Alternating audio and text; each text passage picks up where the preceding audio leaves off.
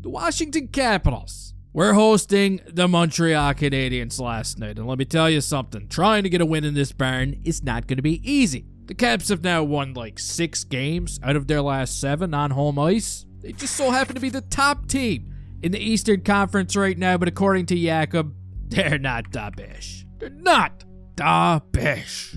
God, that was lame. I'm going to keep that in there. But this game review is brought to you by Miraj Trading. And if you like collecting hockey cards, I got some good news for you. You can now get your greasy little fingers on the brand new 2024-2025 Black Diamond Hobby Box. Doesn't that look good? You know what? Some people in life, they want fancy cars. Some people want big houses. But guys like me, you can give me a couple of Lane Hudson cards and a bologna sandwich, and I'm good for the day. But here we go. Habs. Caps. The puck is dropped. And Marty St. Louis, he's not going to be too happy because it only takes a couple of minutes for Michael Pezzetta to find himself in the sin bin. He picks up a 2-minute minor for tripping up Brandon Duhaime. And on the following power play, Jake Evans puts it right on Chikrin's stick. That's going to take a couple of dimes and nickels off there, bud. Everybody in the building is expecting a pass to Ovi, but guess what? He didn't do it. He didn't do it because look what's in front of him. Absolutely nothing. He fires a shot. It gets past Dabish. The Caps are on the board early, and we're already mad at the dog. Pez, don't even ask for a milk bone. You're not getting one. On the very next shift, Jaden Strubal's going to get caught for hooking. God, these guys, they're like Harry and Lloyd. This is going to put the Caps right back on the power play, but luckily for the Habs, Dabish slams the door shut. He robs Tom Wilson and gives the boys a chance to wake up, and they actually go out and have a pretty decent first period. Not only are they going to outshoot Washington 7-6, but they come dangerously close on a power play of their own to tying it all up right at the end of the period. Lane Hudson was robbed. But now we're going to move on to the second period, and this is where the shit hits the fan. Check it out. Keep a close eye on Brandon Duhaime. This butthole, he's about to body check Nick Suzuki right into his own goaltender, Charlie Lindgren. Probably not the smartest decision there, Brandon. And you know what? He's not embellishing, because when you look at the replay, you can really see that hit snap back. It's not looking good.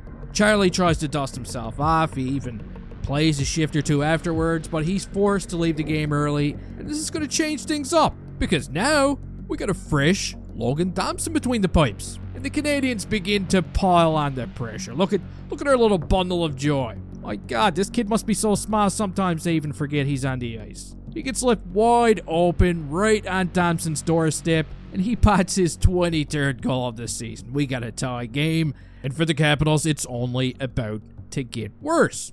A lot worse. Look at Sandine walking the blue line like he just guzzled down a couple of glasses of Grandma's slush. He trips. He falls. This was during a Capitals power play, and this is going to send Josh Anderson in all alone on a shorthanded breakaway. And you better believe it, he gets the job done. And that's a big one. Now the Habs are up by 1, and the second period comes to an end with the Canadiens dominating the top team in the East, outshooting them 13-4 in that frame. I mean, who's seen this coming? But now, we're going to move on to the third period, where let me introduce you to a new name. Ethan Frank. Does that ring a bell to you? Of course it doesn't ring a bell. It's this kid's first career NHL game, and he's about to have a moment of a lifetime. He beats out the icing, he out-hustles Arbor Jacki, makes a move, sets up Lars Eller, and all of a sudden, this game is all knotted up at 2. But why does it gotta be him? Lars, it was years ago, man. Leave us alone. But now that it's all tied up, instead of rolling over, I mean, the Habs could have very well rolled over at this point. No, we could treat it to a pretty even third period. I mean, the Habs get a couple of nice looks. The Caps, they get a couple of nice looks. It's anybody's game at this point. However, the period does come to an end, and we're going to have to settle this one in overtime. We're just over a minute in. It's the moment you've all been waiting for. Watch Lane Hudson. He's going to drop the leg. He breaks up a 2-on-1.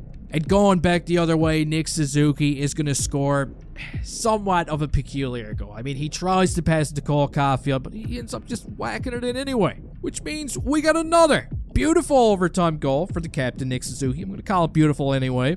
And it's also another very convincing win for the Montreal Canadiens, who look like a completely different team right now over the past few weeks. Dare I say, they even look like a playoff team. They're winning games again, they're back to having a winning mentality, and right now they're even doing it without a couple of key players like Patrick Laine and David Savard. So, I mean, you got to give him some credit. It's hard not to be excited.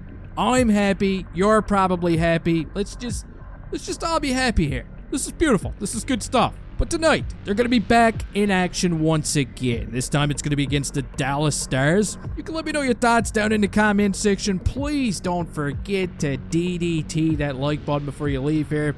Maybe give it a leg drop as well. And hey, I'll see you next time.